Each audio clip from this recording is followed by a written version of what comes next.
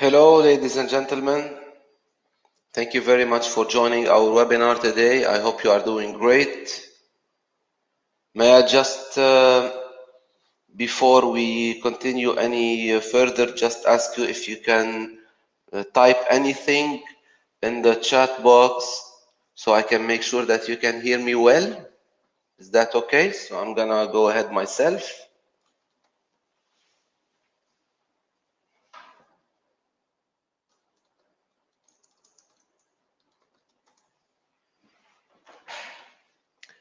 Oliver just replied. Thank you very much. Maruf as well has replied.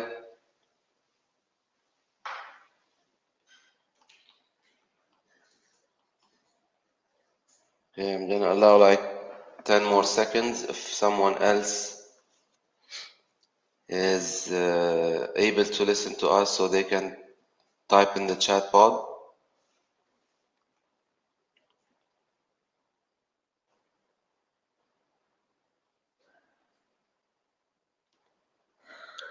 Okay, so let's go. Thank you very much again for joining this webinar about the 4 types of trainers.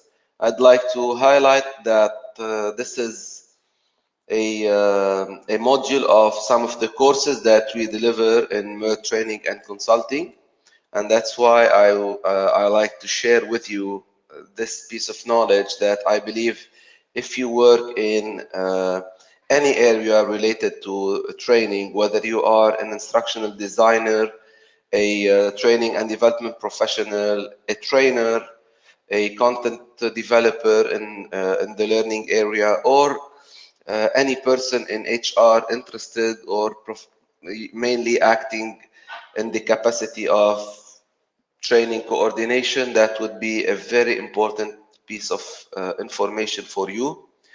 So a little bit of introduction about our company, Meirc Training and Consulting, the provider of this webinar. So our company is based in Dubai right now. We are celebrating our 62nd year in the market. As you can see, we have been founded in 1958 in Beirut, moved to our headquarters in Dubai by 1991, and thank God with the trust of our clients and our partners in the learning journey, the company has made it throughout all those years, and now we are offering around 270 courses, English and Arabic, Middle East, Africa, East Asia, and Europe, and on both in-company programs, public programs, and we also offer a wide range of solutions in consultancy services.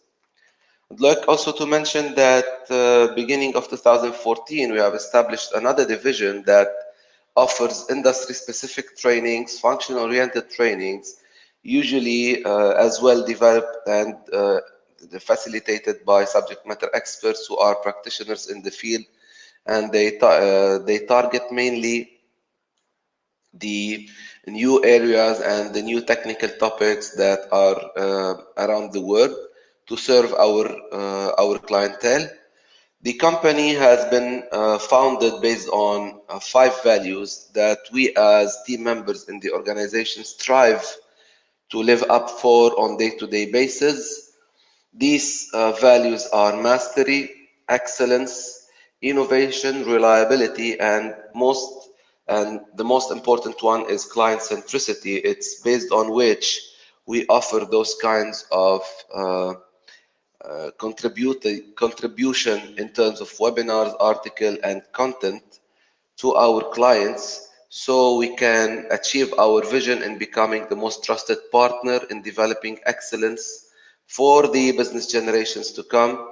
This is our vision. We believe in learning. We are firm believers that when learning is done correctly in organizations, then it can contribute to the performance of the organization, to the well-being of the employees, and also to their sense of ownership and contribution in their jobs.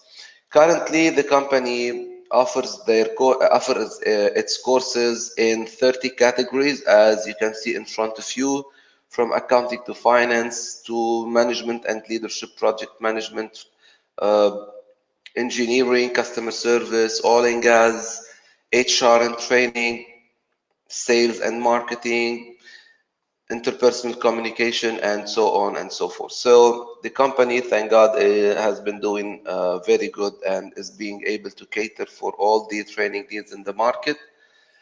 Without spending too much time on the introduction, I'd like also to introduce myself very informally. Sorry for that. My name is Rabih. I'm a management consultant in Meirc Training and Consulting, and that's my detailed biography and displayed in front of you. I'm not gonna spend much time on reading this. It's not anyway. It's not about me. But what I would like to tell you is that uh,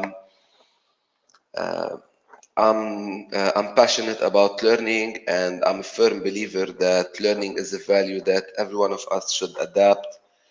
Our lives as professionals depends on how much we learn on day-to-day basis. So that's me. My expertise is in leadership and management, interpersonal communication, and in technical aspects of human resources. I started this kind of activities in terms of training back in 2001, so it's been around 20 years right now. Done that for a while, and that's why I'm really keen to share with you a little bit of findings about the world of designing and delivering training. What the resources I'm gonna share with you, and the information certainly is based on research. I have done I found some very good resources that I'm also glad to share with you if you'd like to know more about them uh, after the webinar as well. So let me a little bit introduce the topic itself and give you a little bit of background.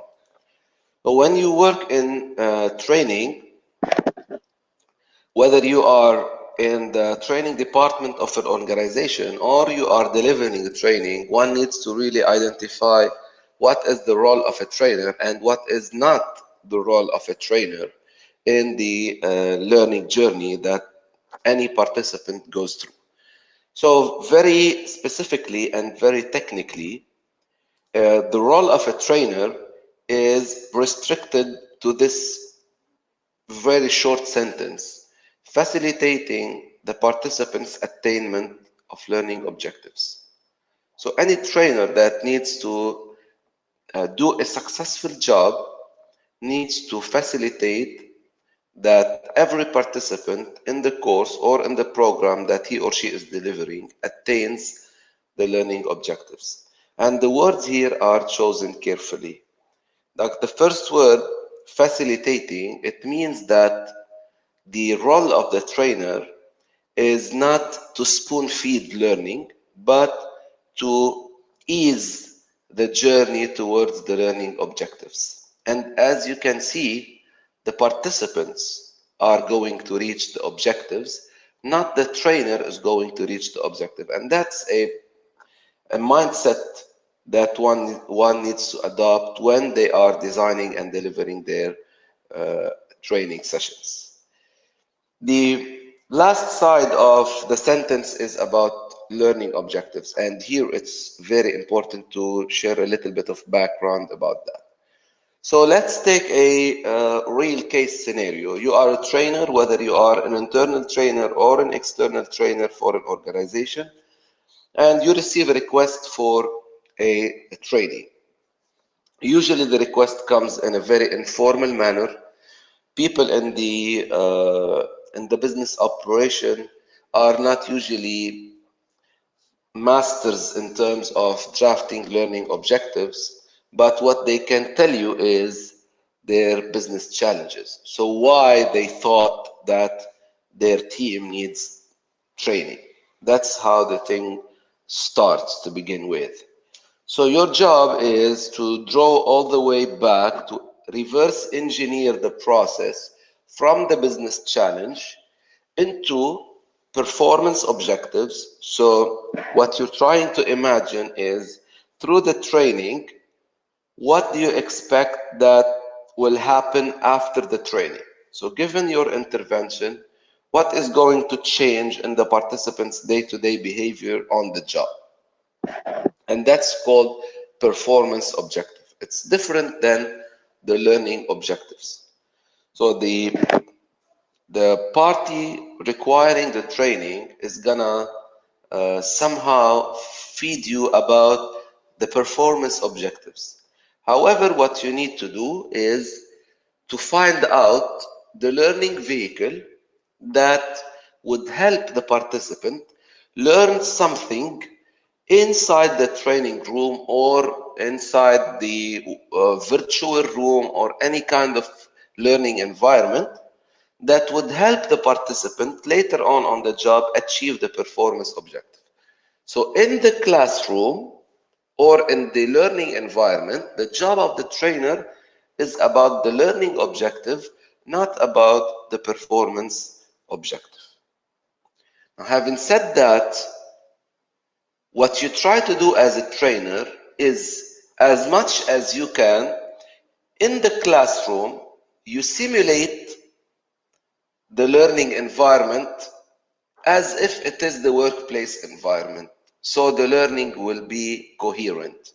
And whatever you do in the training room will somehow simulate what happens in the day-to-day operation.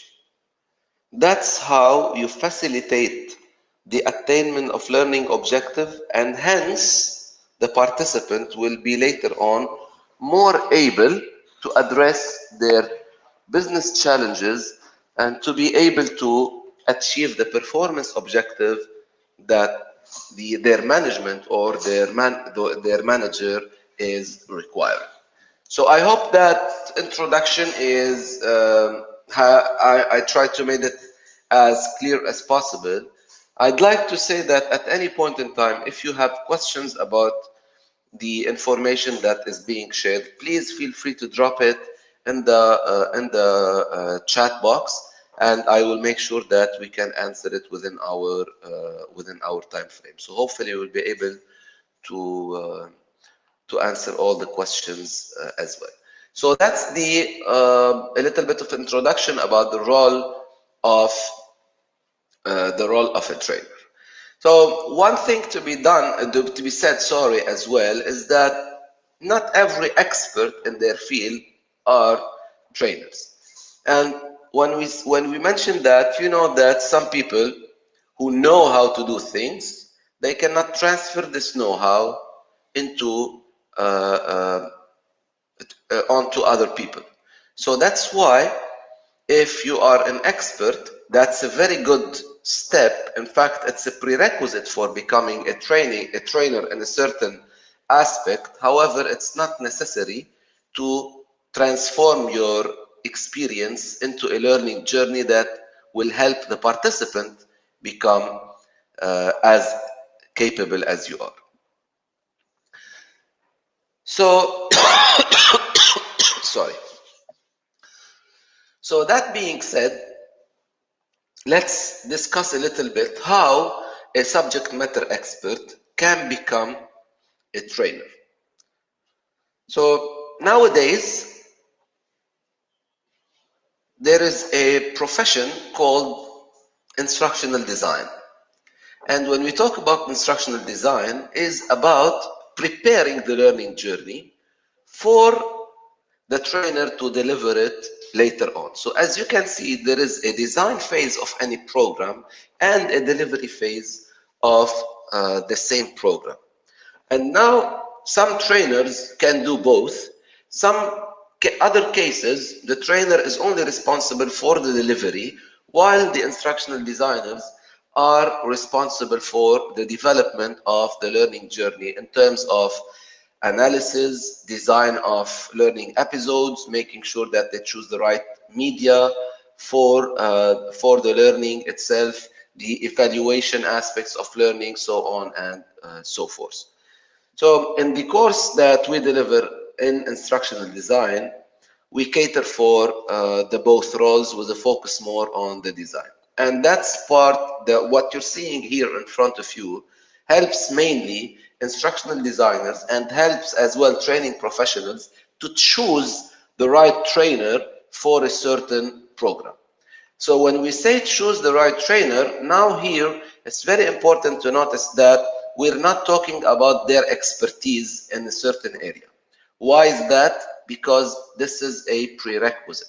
Someone who is not an expert in a certain topic, they cannot train on the topic.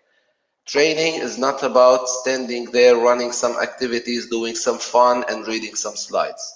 Training is about delivering a life-changing experience for participants that will make learning relevant for them, that will make learning motivating for them, so when they leave the training room, they are keen to go back and change their behavior in what is the best for them, for their performance, for their lives, and for their organization. And that's very important. That's very important. Okay, so that was a word a little bit about expertise versus becoming trainer. And let me move a little bit towards what are the components that create a certain training style. Now, I'm sure that you all have been exposed to several learning experiences, whether as students in school, students in university, you attended a certain seminar or a workshop or a master class, even an informal informative session, and you have seen many types of learning or knowledge sharing styles. So where do these styles come from? And by the way, you have also, whether you have been delivering some learning or not in a formal setup, you have also developed your own training style, even if you don't know it right now. So where do your training style come from? It comes from three things. The first and the most important thing, that your training style comes from your philosophy about learning itself. So how do you believe that learning happens? Is it a joint effort between the learner and the teacher?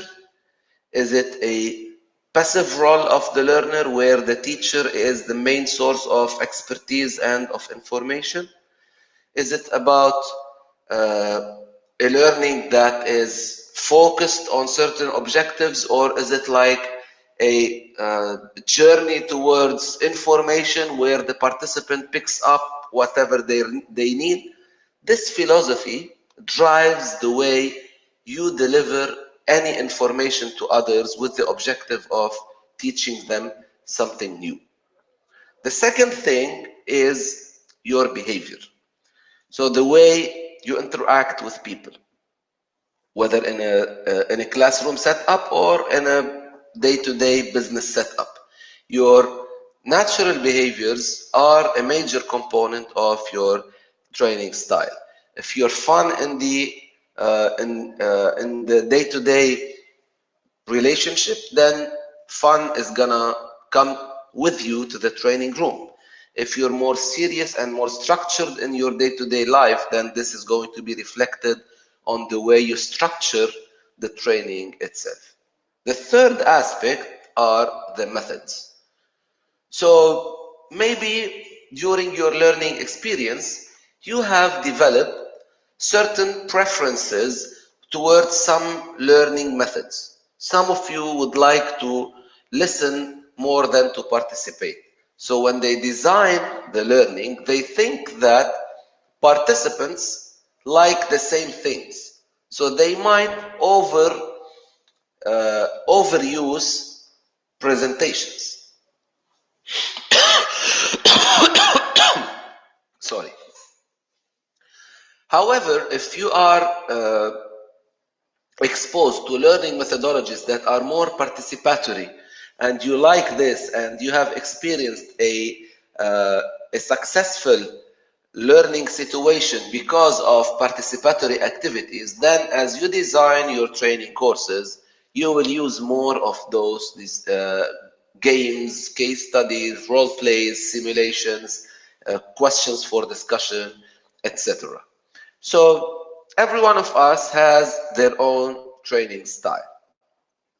Certainly, there is a best learning training style versus others that are not as effective, especially because the learners come from every different aspect of learning previous experience.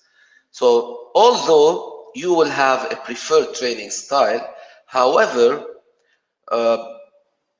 there is a good style and there is a bad style, to be very honest. Nonetheless, it doesn't mean that if currently your training style is not the preferable, then you're doomed, or you will not be able to develop another training style. It all comes with your experience in design and delivery, and in reflecting back on how you delivered your last training. So you're only as good as your last session. So moving forward, let's explore the 4 training styles that you can identify with. And I hope that as I am explaining those styles, you try to identify your favorite style. Again, if you have delivered training, then you can identify it as your own style of delivery. If you have designed training, then you can identify it as your design style. And if you are even a learner, then from your preference of the style of the trainers, you will be able to identify your best training style. We're going to use 2 criteria on a 2-axis matrix in order to define those 4 training styles. So the first axis, the vertical one, is about what you focus on as a trainer. So as you can see to your left, if you focus on the content, you are from one style. If you focus on the learning, then you are from another. If you, on the horizontal side, the criterion is about who you focus your attention on when you design and deliver trainings. Do you focus on the instructor, which is yourself, or do you focus on the learners? When you set those 2 axes together, you will get 4 approaches to designing and delivering instructions. And here it comes, the title of this slide that you're looking at, Instructional Style Diagnosis Inventory. So there is a questionnaire also that can tell you what is your favorite style. So if you focus solely on content, and you focus on yourself in designing and delivering training, then you look like a professor. And without any, God forbid, any disrespect to professors, but it's the perception of professor that we're talking about. We're not talking about professors that are in the academic field. We're talking about the image, the stereotype of professor that participants have in their profession. If you focus on the content and you dedicate your focus to learners, then you are a seller. You're someone who's trying to pitch your expertise in a certain way that appeals to the participant. If you focus on the learning and on the instructor, then your style is mainly entertaining. In other words, you seek the fun of the training, you seek the lively environment and the enjoyment of the training as the main assessment of the success of your training.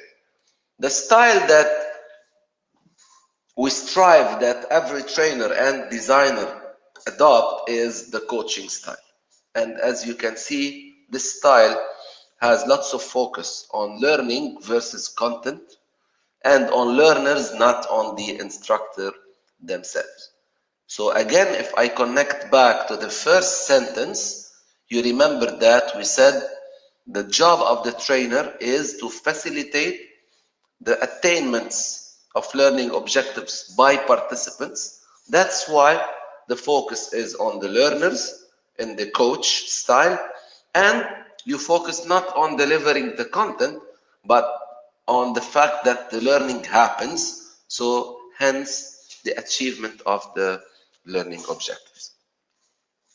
So let's dig deeper to understand further how we can identify trainers from each of those different styles.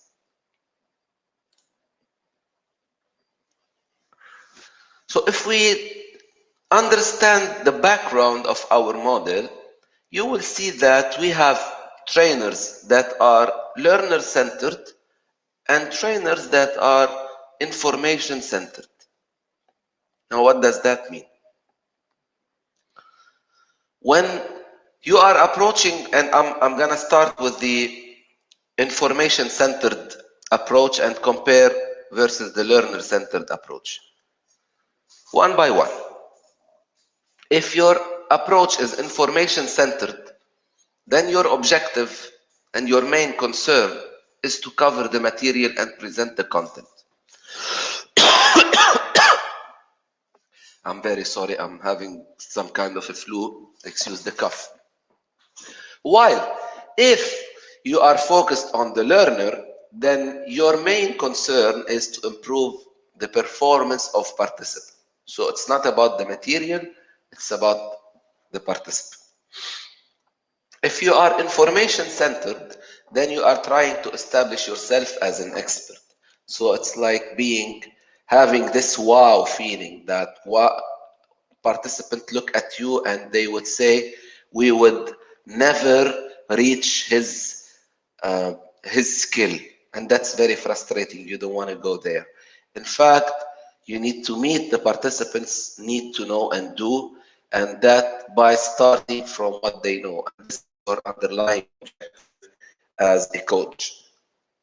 When you are information-centered, you consider your role as a trainer as an imparter of information, and hence you lecture most of the time. While as a learner-centered trainer, you focused on facilitating the learning and you play the role of the coach.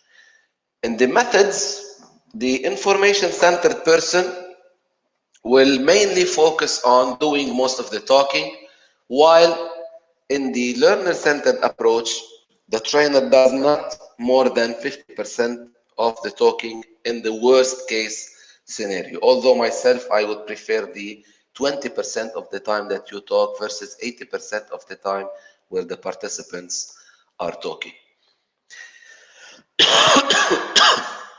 If you are information-centered, you consider participants as passive and their main role is to absorb the information. While if you are a learner-centered, then you consider that these participants need to be very active in the learning process. They need to learn by doing, and they need to be very active learners in the training session. When you are information-centered, you get the feedback by asking the participant whether they have questions and asking the participant questions about what you have already said. So as you can see, again, you are focused on content, you are focused on yourself. While if you are learner-centered, then you give participants the opportunity to apply the skills that you teach them. It's not about you showing that you know. Everybody knows that you know. That's why you have been chosen as a trainer. Your job is not to show off here. Your job is to let every participant shine and that you disappear and fade away from the picture, so you produce independent learners by the end of the training session. You don't want to create dependency on yourself as a trainer If you do that, it means that you didn't do your job correctly. If you are information centered, the purpose of the feedback you ask for is first to see whether the participant understood the information, and second to test whether they retain the information. While if you are learner centered, then your main concern is whether the participants are able to apply what they learned in a practical way that will solve their day-to-day challenges back on the job. And this is how you facilitate not only the learning objective, but also you give opportunity for the participant to better apply what they learned and hence achieve the performance objectives that were communicated from the beginning by the requester of the training session itself. So let me, based on that, go through some of the aspects of each styles that we have mentioned before: the seller, the professor, the entertainer, and the coach. And again, I would invite you to identify yourself with one of those styles so far. So let's start with the first type, which is the entertainer. Entertainers are relations oriented. And again, I need to mention that there is no bad style, but we have a preferred style that would reach the performance objectives. We're going to talk about that in a minute to make sure that I have made my point clear here. We prefer coaches. However, the other styles are also important and we need to use them now and then. The entertainer mainly would like to see themselves as the stars of the training, mainly concerned with the reactions of participants. They would like always to show energy, dynamism, some kind of outgoing characteristic. They like that their room is noisy all the time. Participants are doing more and more things, focused on the activities that they do. Being focused on the learning, you will see that the program structure is flexible. However, being focused on the instructor, then the program is somehow formal. So you will see more formalities in the structure itself of the program. Their sessions, as I said, are lively and fun. And finally, they evaluate the learners by checking how the learners felt during the training and what is their informal opinion about the training. So mainly they would like participants to leave on a very high note and very happy. That's their main objective of the training. It doesn't mean that they don't care about the learning objectives. As we said, the program is structured. However, that's their priority. This is what they care for first and foremost. Professors, on the other side, since they are focused on content rather than on learning, then they would like to see themselves as the experts that come to teach what they have collected of wisdom and expertise to others, little people that don't know.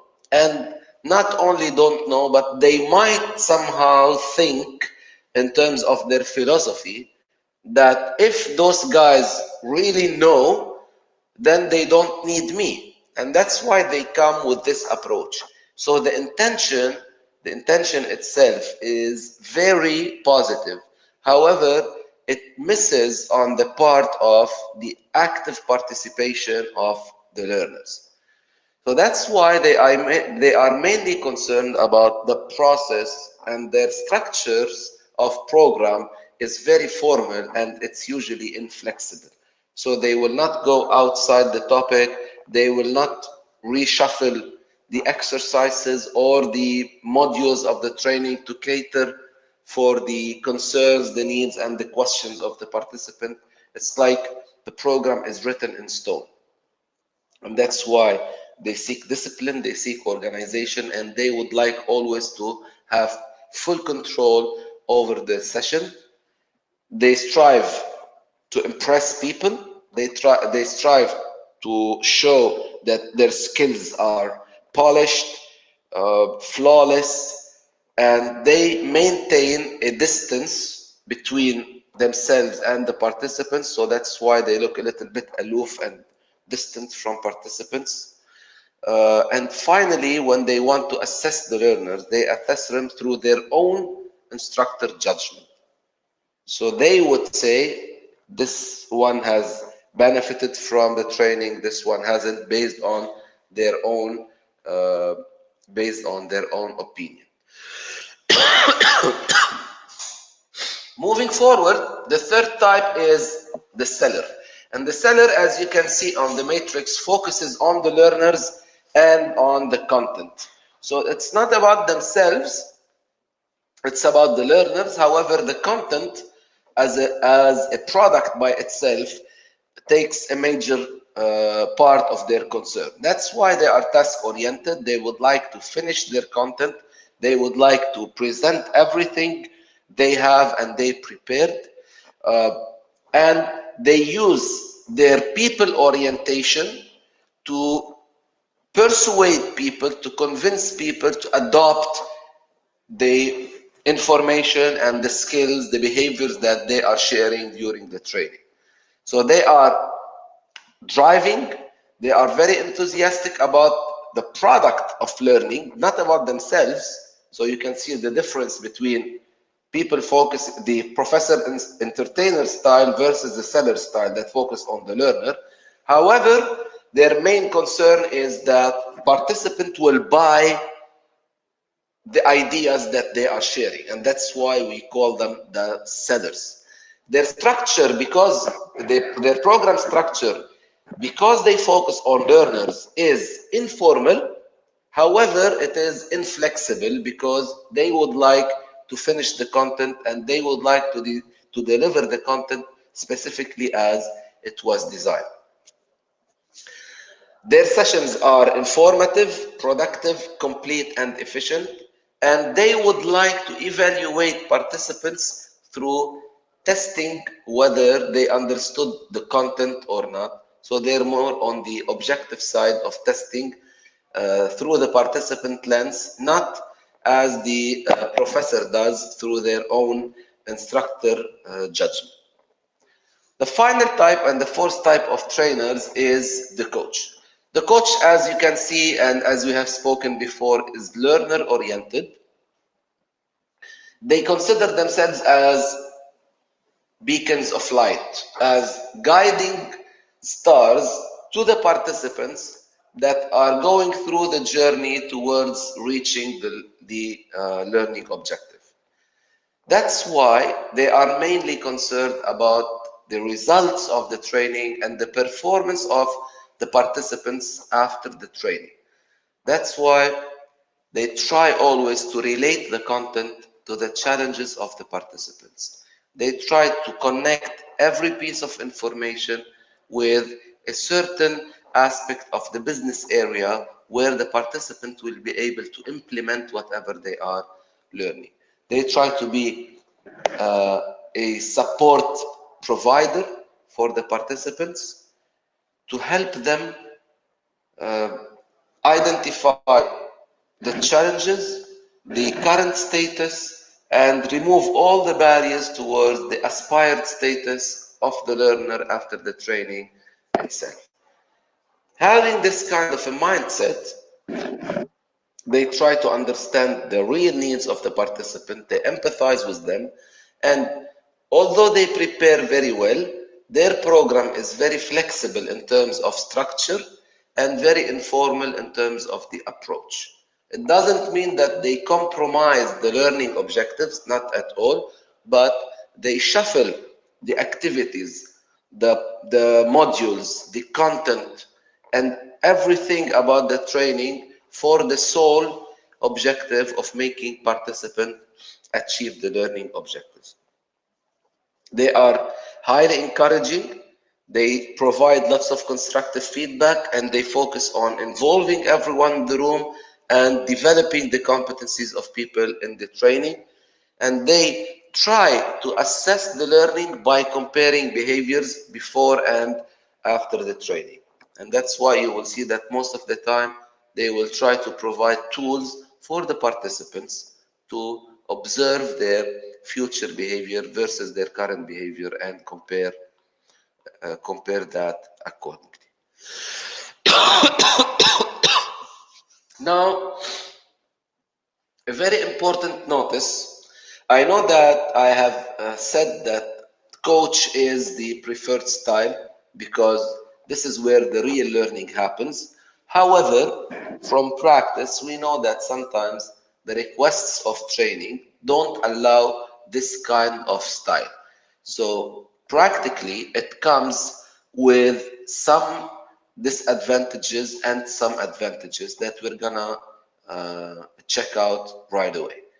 So going back to our comparison between learner-centered and information-centered approaches, certainly the advantages of the learner-centered approach are focused on the involvement of the participant and the application aspect, the satisfaction from the participant, and as well the high level of retention of the learning after the training ends. However, the information-centered approach has also some advantages because whenever the training is mainly about information, then it can be presented in a short period of time and be efficient. It's also useful when you would like to present nice to know information rather than need to know information. And since it's low on participation, then you can imagine that you can have 300 people in an amphitheater attending a knowledge-based information-centered training, and that's why it's cost-effective. However, as you know, as we have advantages, we have disadvantages as well. So the disadvantages of the information-centered approach is the low level of participation from the participant. They are mainly very passive in the session. They don't participate much. They might feel bored. They might have questions that they don't ask because they don't feel that it's welcome to ask questions. The overload of information mainly leads to poor retention and hence low implementation, which will not drive any results. And given the new learners' behaviors, it's not an effective style sometimes if you want really an outcome of the learning itself. While the disadvantages of the learner-centered approach, to be fair as well, is that it takes longer time because the participant need an opportunity to practice. Certainly, you cannot cover as much information in a given period of time, and because you want to address the need of every participant, your class will be mainly a pizza slices size, 8 to 12 participants, and that's why you cannot cater for 200 people in the same time. That's why it's gonna be a little bit more expensive because, as you know, a trainer charge is a daily charge. That's why it's gonna take more time and hence more money. However, the return is much higher when you adopt a learner-centered approach. So a final note is that although we have been addressing the coach style as the best style to drive performance out of learning, the flexibility of you as a trainer to cater for all the business situation demands that you can play at a certain point the role of an entertainer, sometimes the role of a professor, sometimes the role of a seller. Sometimes there is a piece of information that you feel is absolutely new and very far from the reach of your participant, and then for the sake of effectiveness, you need to adopt a professor role. Sometimes if the participant takes long hours and you like to energize the room, you might adopt an entertainer style. Sometimes you would like to really promote yourself and promote your content to drive people to adopt the concepts that you are teaching. And as you can see, flexibility is key in approaching training. So despite the fact that the coach style satisfies best the role of the trainer, however, in practice, you need a bit of each, and hence your flexibility as a trainer is key for that. That's the end, my friends, and I hope that you enjoyed this informative webinar, which has been done, by the way, by a professor style, because unfortunately the technology that allows for only few opportunities for practice. However, moving to my favorite style, which is the coach style, I would like to really ask you and genuinely ask you if you have any questions that you would like to drop in the chat box so we can use the remaining 10 minutes to cater for that. So I'll allow you a couple of minutes to think about your questions, drop them down in the chat box, and try to answer them accordingly.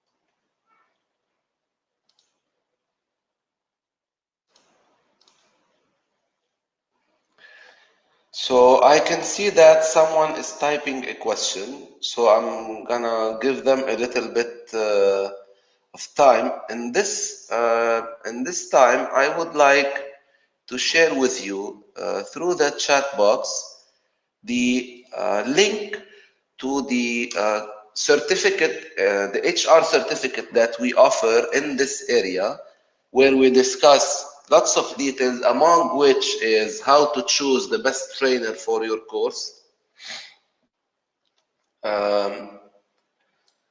So if you would like to check the content of the course or register for it, you would be more than welcome as well. Our upcoming session is next month in March. It's offered in Dubai in English language. So Jude, I'm sorry you couldn't join before, but I would grab the opportunity to tell you and everyone else that if you would like, I can share with you the slides by email. We already have your emails that you shared when you register. So if you would like to have the slides that you have seen, please drop me a note right now.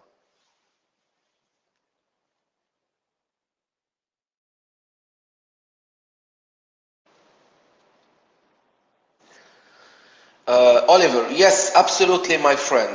In the learner-centered approach, you really need to understand the needs of your participants and their objectives.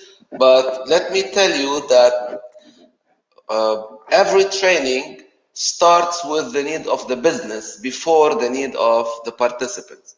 So you need to align first for the business, then for the participants. And if you have to choose, then you go with the business, because the business is the test of whether the learning has happened or not.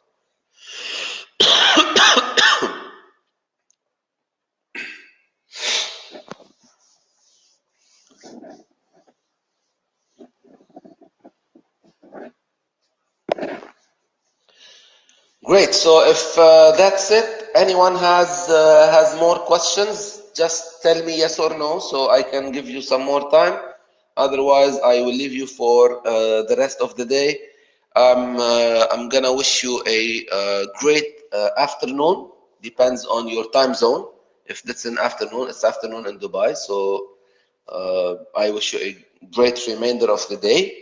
It has been a great pleasure having you. I hope that you have benefited from this webinar. If you have further questions, I'll type also my email address, and you will receive shortly an email from me with the slides so you can keep them, review them, and I will mention as well the source for the sake of respecting the intellectual property as well. Thank you very much, ladies and gentlemen. Have a wonderful afternoon. Bye bye.